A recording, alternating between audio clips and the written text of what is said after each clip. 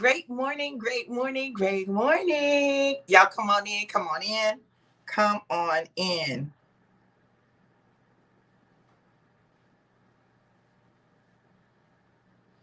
Come on in. While y'all are coming in, I'm going to go ahead and share.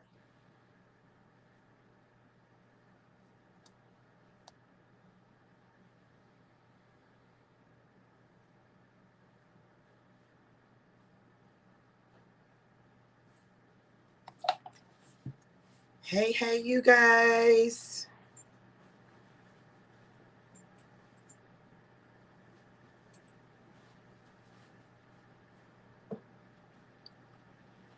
Hey, great morning, great morning. Great morning. Come on in, you guys. Come on in.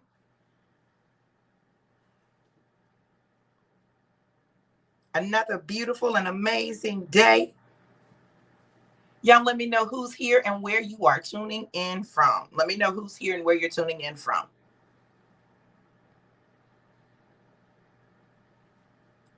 Y'all ready for today? Y'all know it is day 15. Purge. We're purging. What you need to purge? We are purging. We are purging.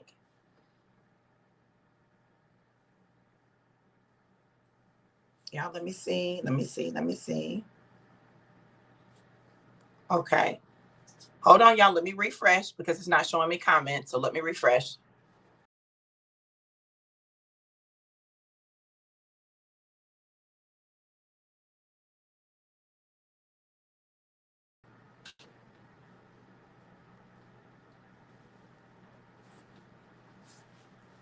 All right, Carrie in Russellville. Great morning, sissy. How are you?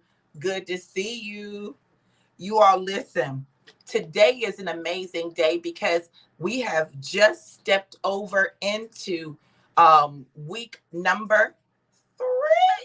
What? Are we in week 3 already of the fast? What is going on? Like, it's going down and it's happening quickly. So today we're talking about purge. Talking about purge. All right.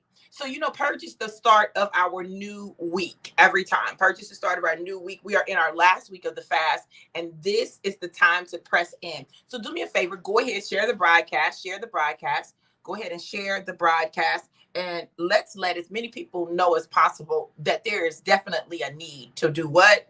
To purge. Go ahead and share the broadcast, and then we're going to get started, y'all. Let me share.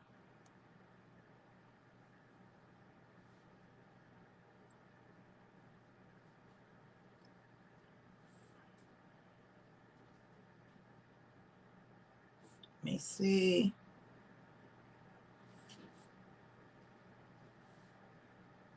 All right.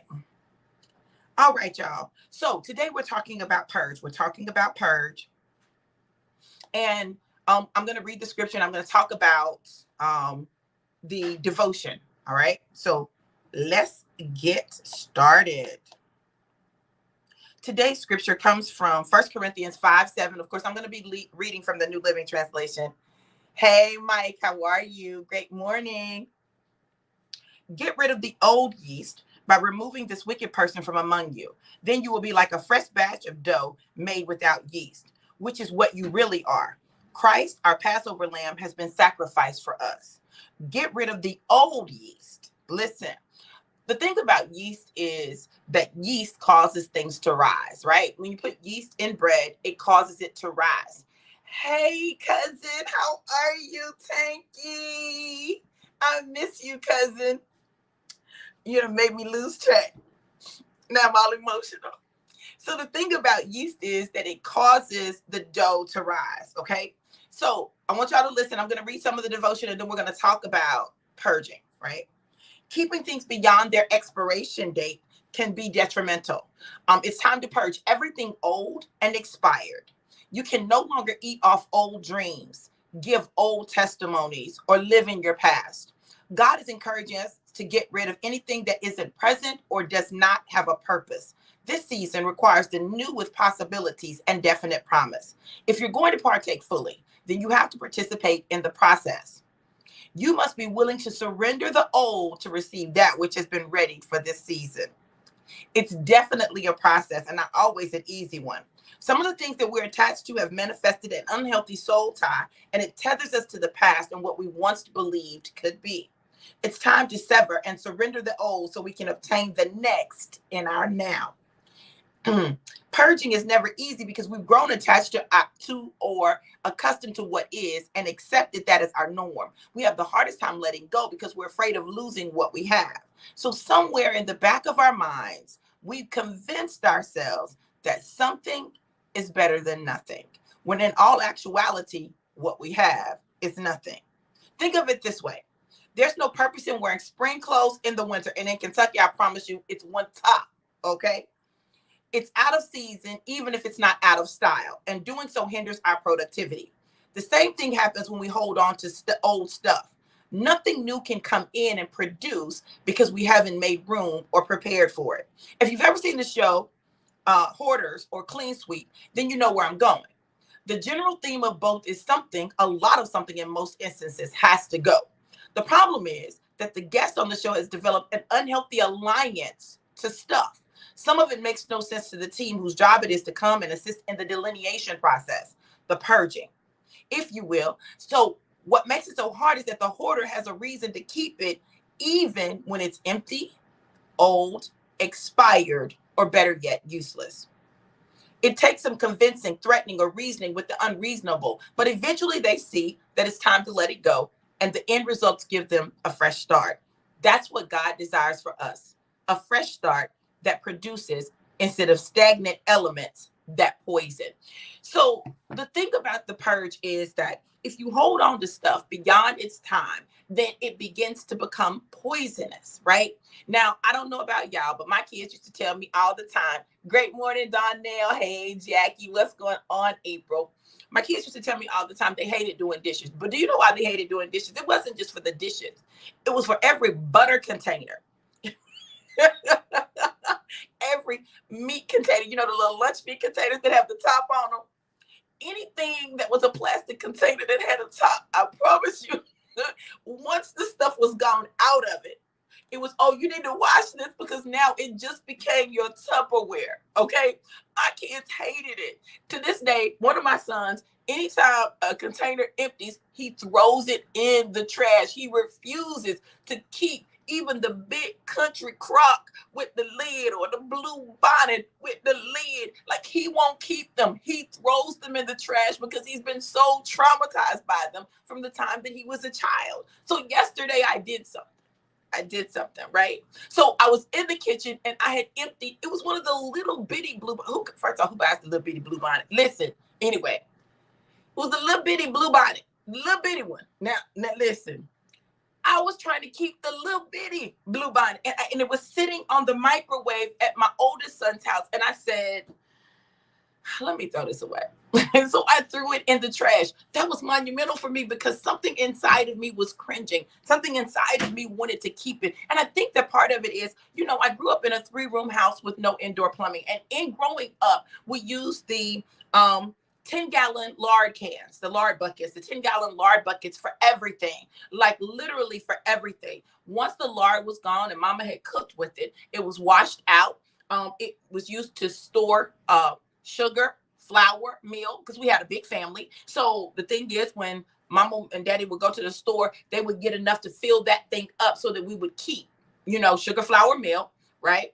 It was used to hold water. Like, we would carry water in with it and have the dipper, the metal dipper that would go in there. And that's where we would get our water to drink, right? Nothing like summertime water coming up in the big metal dipper. Baby was fire. Okay. But it was also the bathroom. So those buckets represented everything that we would need in life, right? We carried in water, wood, and coal with it, right? So we carried in the water that we drank. We carried in the wood and the coal that would keep us warm, right? And those buckets were significant. You never threw one of those buckets away. Like, that's blasphemy to throw one of those buckets away. And I think for me, those plastic containers became like that. They became my Tupperware, my way to store food, and they work great. I don't understand what the problem is. The problem is when you get too many of them, because think about it. Every time you get butter, and you got a container, you're keeping it. If you get too many of them, then they're taking up a lot of space. Then the lids get lost. So you got the container without the lid. So listen, what I'm saying to you is this. When you got too much of an old thing, right? It's time to purge. It's time to purge. It's time to get rid of, right? So as you're doing life, as you're taking this journey, there will be times when you just need to purge, get rid of it, let it go. Don't try to hold on to it, but we get good at holding on to old stuff for fear of not having stuff, especially for me. I'm just going to be honest. Growing up, like, we didn't have a lot. We didn't have a lot, right? But what we had, like, we had, okay? But I didn't grow up. Remember now, I didn't have indoor plumbing. I didn't have central heat or air. There were just things that we didn't have. So you start a cycle of holding on to things as an attempt to give you a sense of security. Now, I've told you all before, when we talk about our saboteurs, there are 3 driving motivations that most people have. Most people are driven by one of these 3. The first one is independence, being separate and apart from. The second one is acceptance. It's being liked or loved or wanted, right? And the third one is security. Well, I know that, and the security one is you feel safe, you feel secure, whether that is physically or financially, whatever that is, or relationally, whatever it is, you feel a sense of security. Okay. Now, hey, my daddy. I love you too, daddy. Hey, Corey, great morning. Great morning. Hey. Annette, I don't know if that's Annette or Mardan. I think that's Mardan. Hey, Christina, good morning. So I say all this to say, what is it that God is trying to bring into your life, but he can't bring it into your life because you're so busy holding on to the old? What is it that God is trying to do for you that he can't do because you're so busy holding on to the old? What is it that's happening, that's transpiring, that you are missing out on because you're holding on to the old? And you're holding on to the dream of the old, the thought of the old, the idea of the old, instead of letting go so that you can receive the new. Even the new you. Can we talk about that?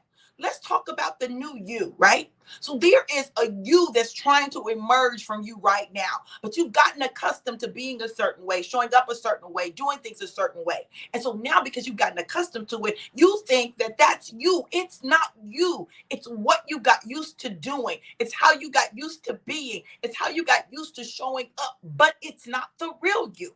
Right? The real you is couched in vulnerability. It's couched in an openness with yourself, right? It's couched in loving and being loved, right? But we get to the point where we've been hurt so many times that we don't want to love because we're afraid we're going to be hurt. So what we do is we put this rock on our heart so that, nobody can really get in, right? Like, I'm not loving them. I'm not, ain't nobody getting in here.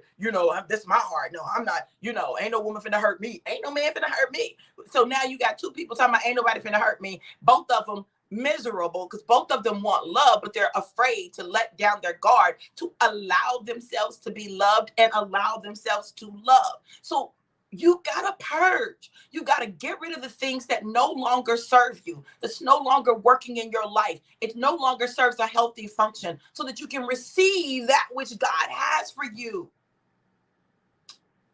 Man, y'all know what I'm talking about. Can anybody relate to this?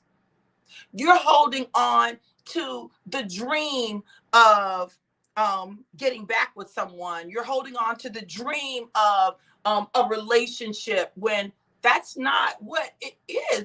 But you're holding on to that. So in holding on to that, you're missing out on the new things that God is trying to send your way. What? Come on. Or you're holding on to a relationship being a certain way instead of giving it space to evolve. I don't know what you're holding on to. This is what I know. This is a time to seriously take inventory of your life and decide what is serving purpose in your life and what is not. Is it serving purpose for you to be, okay, so I'm gonna give y'all an example just from my life, right? I'm gonna talk about me for a minute, right? I'm gonna give an example from my life. So, I have people all the time to tell me, oh my God, you so nice. Oh, you're so sweet. You're so sweet. I'll be like, no, I'm not. Don't be saying that. Don't say I'm sweet. Now, listen, I really am sweet. Like, I really am. I do sweet stuff. Like, I really am sweet. But I'm like, don't be saying that because, you're going to mess up my gangster. Don't be saying I'm sweet. You're going to mess up don't mess my gangster up. I'm not sweet. Because when you're sweet, people will try to take advantage of you. When you're sweet, people will think that you're weak. When you're sweet, people think that they can walk all over you. And I need you to know that it ain't this kind of party. That ain't the kind of party this is. Don't take my kindness for weakness. But when you say, oh, you're so sweet, now I'm going to stop that, right? I had to accept the fact that I'm sweet. I really am sweet. Wow. Come on, girl. We got time to be scared to love. We finna love, honey. We finna love big and love hard. Hey, Kim. Yes. I'm glad y'all get it. Great morning. Great morning. So now, listen, I'm just going to tell y'all like this. If anybody should be afraid to love again, it should be me. Like, I should be the one scared to love again. I've been freaking married 5 times and divorced 5 times. If anybody should be afraid to love again, it should be me. But can I be honest with you? Can I just tell y'all the truth, the for real truth? Can I? Y'all let me know. Can I tell y'all the real truth? This gonna mess some of y'all up. Y'all gonna be like, what? Can I tell y'all the truth? Let me know if y'all want to hear me tell y'all the truth about me loving. Am I gonna tell y'all this?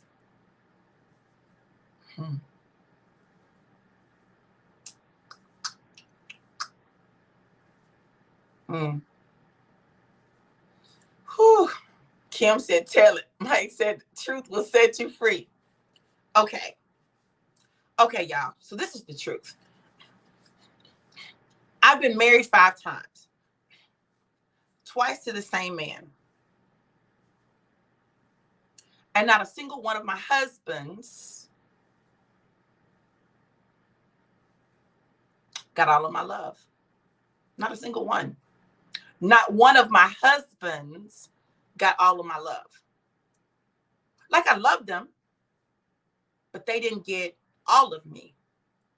They couldn't get all of me because all of me was not together. The one person that came closest to getting all of me was an ex-boyfriend. We never even got married. Even he couldn't get all of me because I wasn't all together. The thing you've got to understand about you and love is sometimes it takes God allowing a breaking to put the pieces back together again so that you can be the you that he created you to be. That love hits different. So even in relationships that I've had, since my divorce or, dating or whatever, like, people have only gotten the part of me that I could give or would give. It has taken me to now to really get whole. So the whole me loves different than the partial me has loved in the past. So my husband will get a different love than any man that I've ever married or I've ever dated or been in a relationship with. Why? I'm a different me. You all, we hold on to the idea of people and the idea of relationships instead of allowing ourselves to really heal and become whole so that we can be the person that can give the love that our significant other deserves and needs. This time, I made a vow to me, right? Not to settle, but to really be with someone that I can like fully love. Like I can like love them, like love them. And I'm not saying that they'll be perfect. I'm not saying any of that, but I'm saying that we'll be amazingly perfect together. That's a different thing. So you've got to make a decision to be willing to let go of and to purge the old stuff. Is it serving your purpose? Is it serving you? Is it beneficial to you to hold on to the fact that, people have hurt you in the past? And so, because of that, I'm not going to trust anybody else, and I'm not going to let anybody else in, and I'm not going to this and I'm not going to that. Is that serving you? Is it working for you? Is it working in your life? Is it producing what you want in your life? If it's not producing what you want, get rid of it. Why are you holding on to that? Why are you rehearsing the story in your head, convincing yourself that nobody will ever love you that way, or you'll never love anyone that way, or the one person that you had that love with broke your heart, or, I'm never going to get this. I don't want it. See, this is the other lie we tell ourselves. We tell ourselves we don't want that love. Lies and deceit, honey. You are lying to yourself. Why are you lying? Everybody wants, desires, needs, and deserves love. Everybody. And I'm not saying that it's always just about romantic love, but love, unconditional love, agape love. You need that. Not love because of what you do, or love because of who you are, love because of where you're going, but just loving you for the sheer fact that you are you. And sometimes that's hard to discern. Sometimes it's hard to discern because there's so many pieces to our identity that we don't know. You love me because, why do you love me? Love you like that. You love you like that. If you love you like that, you'll begin to draw people who love you like that. Yes, Kim. Kim said, I feel that deep in more ways than one. Yes. Good morning, Carlos. Mike said, I can testify to that. Marcus told me to tell it. Hey, sis. Oh, hold on. Wait a minute. Hold on. Hey, sis Colette, how are you? Okay, so now that we understand that the purge is necessary, the $1 million question is not, is the purge necessary? We know it's necessary. We know that. The real question is, you gonna do it? You're going to do it. You're going to let go of that stuff. You're going to let go of that relationship. You're going to let go of those old memories that you're holding on to, that are holding you hostage and refuse to allow you to move forward fully, whole, complete, lacking nothing. What you going to do? What you going to do? It is totally up to you. It is your choice. God will not force you. God will not force you. But many times we find ourselves in places where we're holding on to stuff that's not doing us a service. I'm going to drop this right here. I feel this in my spirit. I need to say this. It's like when you hold on to the idea of this relationship that you had, but it's the idea of it and it's not the relationship. Like you think about an ex and you think about the relationship and you're like, oh my God, I'm never going to find anybody like them. Our relationship was so amazing, but you forget all the hell and the heartache and the trouble that you went through in the relationship, but you romanticize it because you're far away from it. So now you're romanticizing it. And the person that you have in front of you, you can't really love them because you compared them to the person that you had in the previous relationship. And that relationship was toxic. So you comparing a person who's in your present with a person that's in your past, and forgetting about the bad parts of the relationship, only remembering the good parts of the relationship. So you've romanticized it, you idealized it, and you're not allowing the person in your present to have the opportunity to build something significant with you because you're comparing them to an idea. Not even the person, an idea of the person. Even if you're comparing them to the person, and the person's an amazing person in the present, does that mean that they were that amazing in the past? Or have they grown and evolved? As someone who has definitely been guilty of that, right? I've done that, right? I'll say this. sometimes you have to let the past be the past and build in the present. It's like, I remember my ex, the one that like really probably got the most of my heart.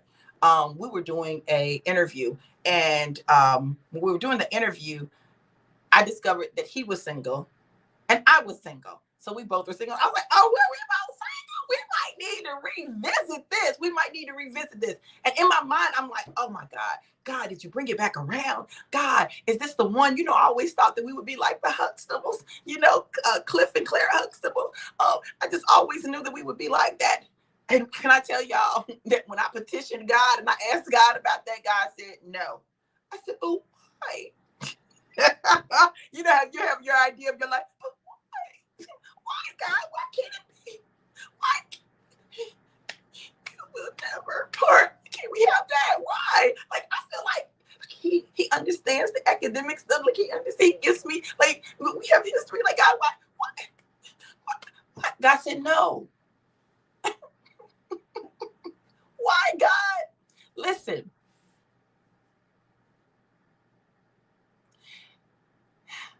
God, in his infinite wisdom, knows exactly what you need and when you're ready for it. Stop trying to make stuff be something that it's not, and take the journey and the evolution and let God reveal to you what is for you, the role that it is to play in your life, and what it's not. I promise you, every time he gonna come through. He may not tell you when you want him to, but he'll tell you when you need to know. Come on, y'all. Let's take the journey. Let's purge. Now, listen.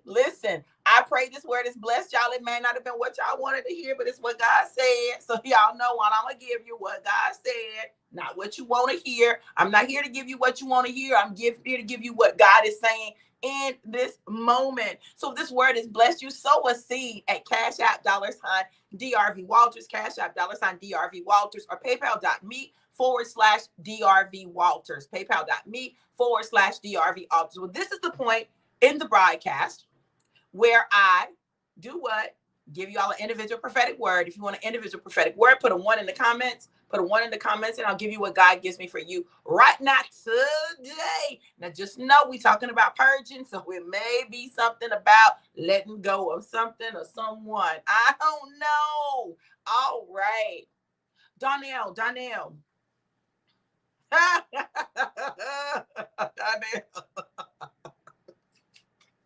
You finna be mad with me, girl. Listen. God said, get rid of that stuff. God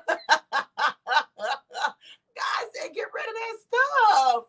Why are you holding on to all that stuff? Get rid of it. Just get rid of it. Just get rid of it. Just get rid of it. Start. Get rid of it. Tanisha. Time to clear out the heart, baby. Time to clear out the heart. Time to clear out the heart of all of the things that hurt you so that you can be open to love. Because God is sending love, but he can't send it till you ready. He can't send it till you ready. You know, so you got to do that work. Pull that stuff up out your heart, girl. Let that stuff go. Carlos.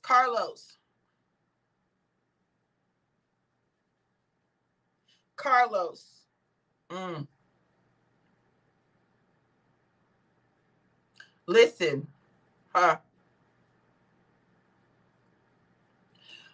Woo, God is moving stuff out of the way. He's moving stuff out of the way, and he needs your help moving some stuff out of the way in your life. There are some hurts that you've held on to that you got to let go of. So one, you can see yourself as you really are, not as you've been made to feel. And two, so that you can receive what God is sending you. I keep telling you this, somebody is coming and they're coming soon. Y'all's paths are going to cross, and you got to get rid of the hurt so that you can be open to the love. It's a lot about y'all getting rid of hurt, honey. April. Now, sometimes what we do is we hold on to our expectations of what someone's supposed to be like and what a relationship's supposed to be like and what's supposed to happen and how it's supposed to go. God said you got to get rid of your expectations so he can give you what he desires for you to have. You can't let your expectations supersede his desire for you.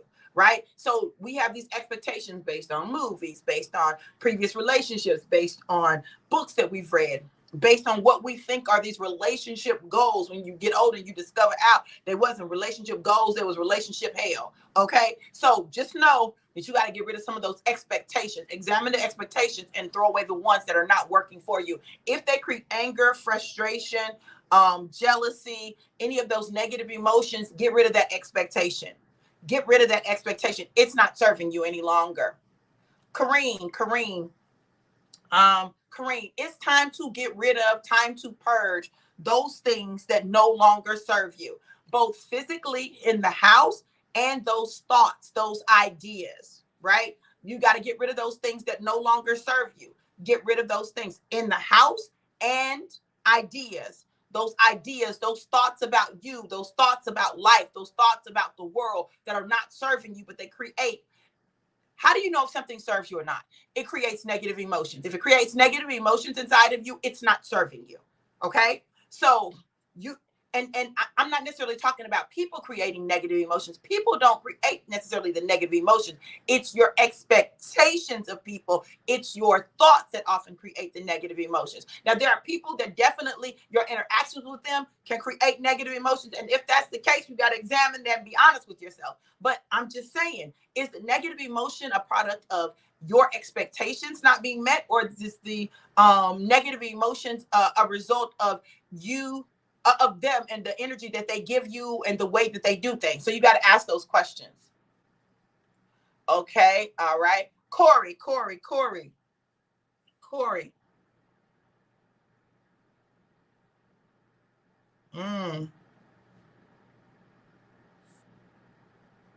So Corey,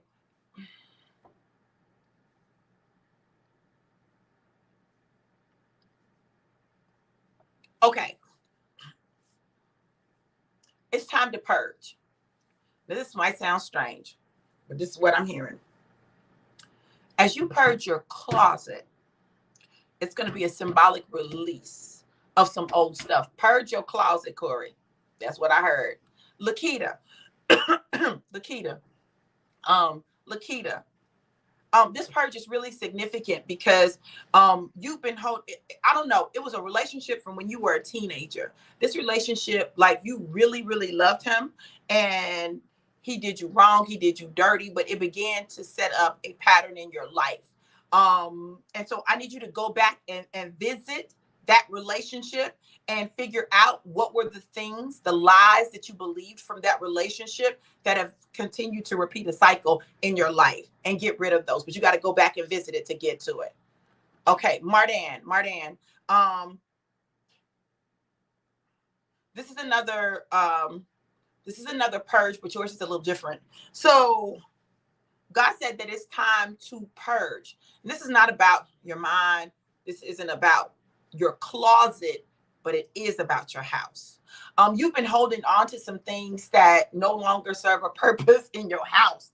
Just holding on to them. Release them and let them go. Kim.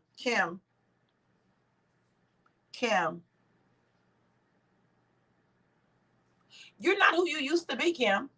So you're holding on to stuff that keeps you in a space that's not who you are now. Like, why? You're not who you used to be, right? Allow yourself to evolve. Give yourself permission to transform, because it's what's been holding you back. It's why you have these pockets where you're up and down, because the old you is fighting the new you, and they're at war with one another. They're at odds with one another. Allow the new you to emerge, right? Come on out of your cocoon. All right. No more stuff. I know that's right, Donnell. Jackie.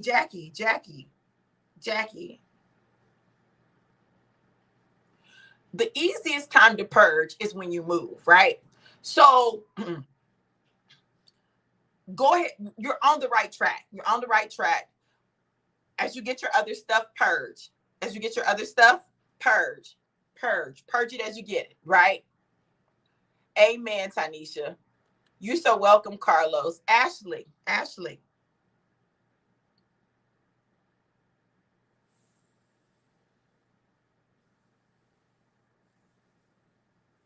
Okay, Ashley, this is what I hear.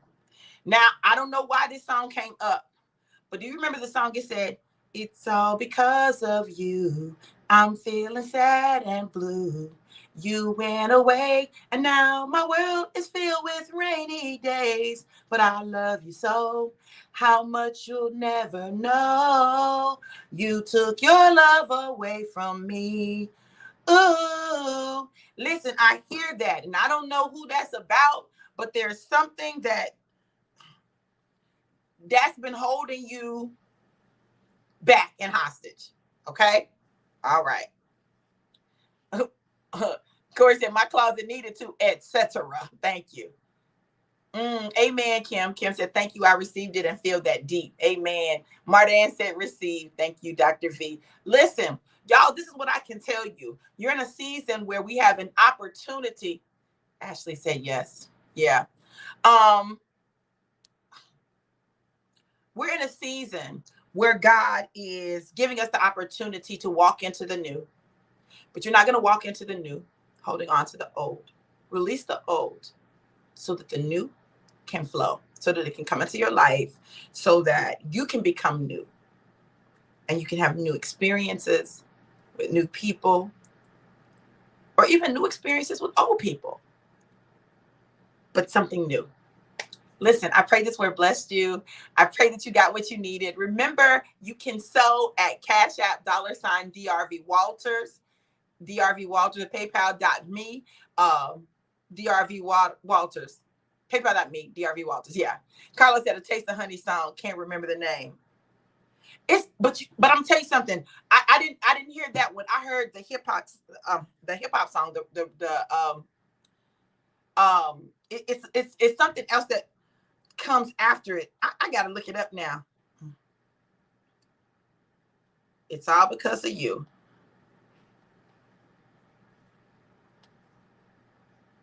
Let me see.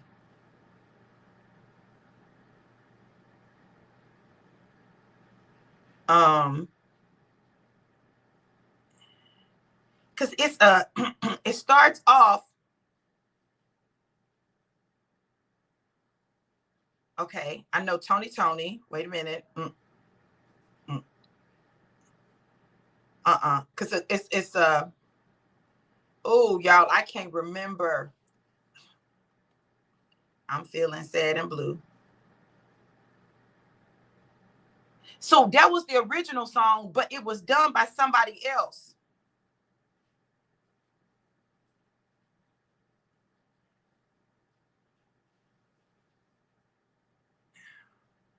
Oh, wait a minute. Let me see. Who is this? Dougie Fresh. Yep, it's in the Dougie Fresh song, Lottie Dottie. Lottie Dottie, we like to party.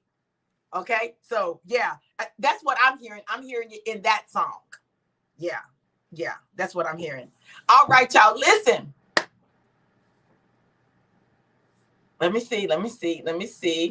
Yeah, Sukiyaki. Yeah, Sukiyaki did the original. And Sukiyaki and A Taste of Honey. Yeah. Carlos, yes, right. A great song. Yeah. No, you spelled it right, Kim. You spelled it right. All right, you guys, listen, know this. I love you to life and life more. But have an absolutely amazing, incredible day. Y'all talking about some snow in Kentucky. Somebody I'm not ready for it. I'm not ready for it. Yeah, it's the remix. Yep. Look, I love you guys. Have a great day. Remember, it's Purge Day. It's Purge. Let's purge. Love you guys. Be blessed. Mwah.